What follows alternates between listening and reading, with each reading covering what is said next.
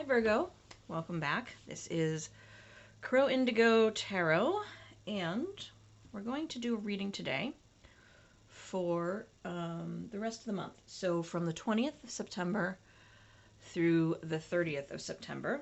I may do another reading next weekend. I'm not sure, but we'll set our intention for the cards today to be the period between now and the end of September.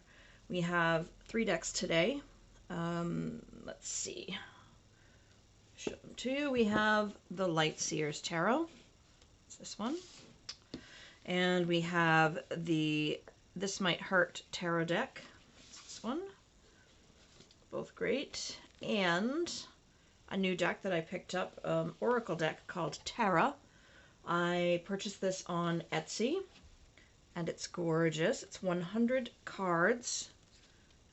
Really nice material, very high quality, very beautiful, sort of geologic kind of design on the back there. And then on the front we have an animal. We have a what do they call that? Like a black ink sketch. There's probably an art term. I don't know all the right terminology, but we have a picture drawn of an animal, and then the name of the animal, and then a quality. In this case, dragonfly, gratitude.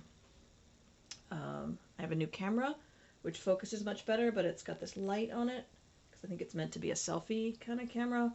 So there's a little bit of glare, but hopefully you can see that clearly. Beautiful deck. So we'll be using that as our Oracle deck today. We may, if we need clarifications, we may dip into this little mini Line Strider deck, but I don't think we will. So, Virgo, how are you doing? How is your month going? We're almost into Libra season, but you're still my first reading.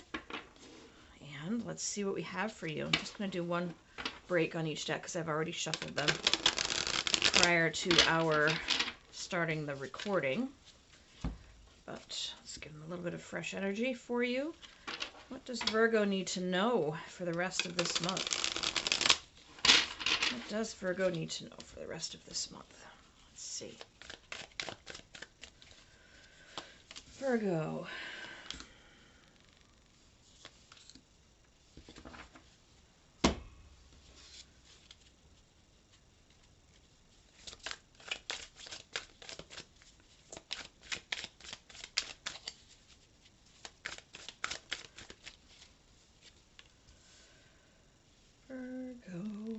Let's see.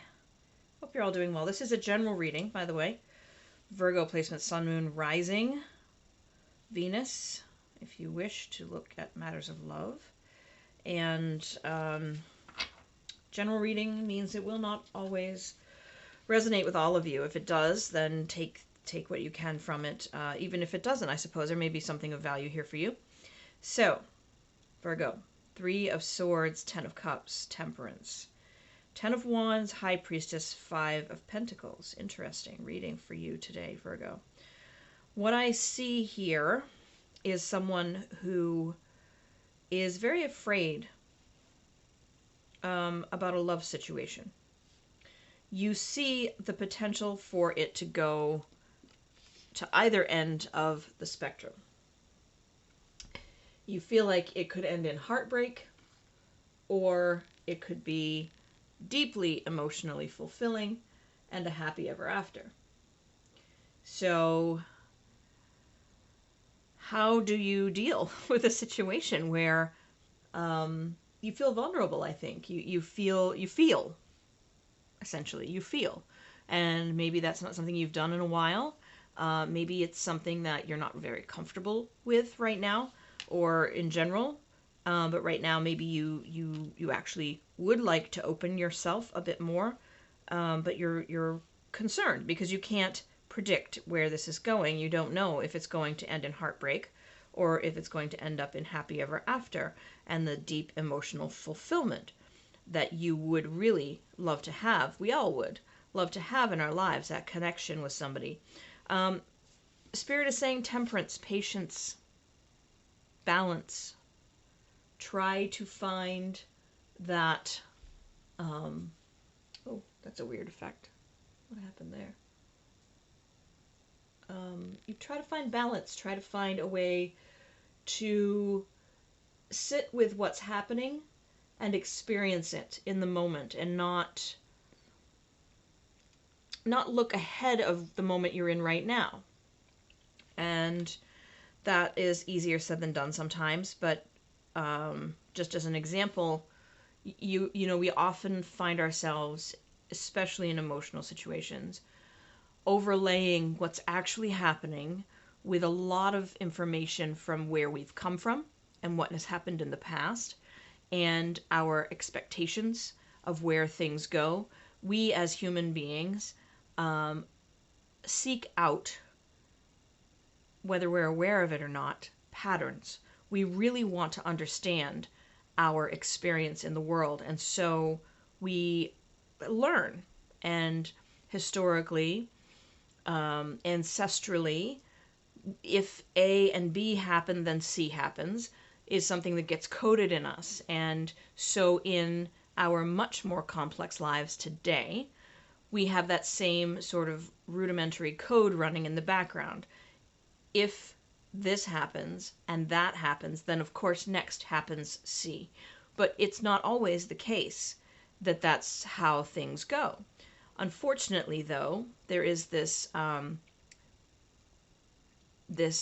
experience of a self-fulfilling prophecy. So if in the past A plus B equaled C, your brain will start to believe, okay, A plus B equals C happened once. All right, I'm going to remember that. Sort of in the back of my mind, it's going to be running A plus B equals C. And then you have another situation, and there's A plus B, and C happens. And you say, okay, I'm seeing a pattern now. A plus B equals C. And then it occurs one day that A plus B happens, or starts to happen. And so your brain says, oh, C is next. But maybe C wasn't going to happen, but you anticipated that it would, you expected that it would, you changed your behavior in the situation, in the present moment, in anticipation of C happening. And because of that, C did in fact occur. So then you had further proof for what you believed all along, that A plus B always equals C. And what you're in now is a present moment. And it could be that it looks like situations that have ended poorly in the past. It could also be that it looks like situations that have ended super well in the past. But you don't know. All you know is right here, right now, in this moment. Are you enjoying your time with this person? Are you feeling more open?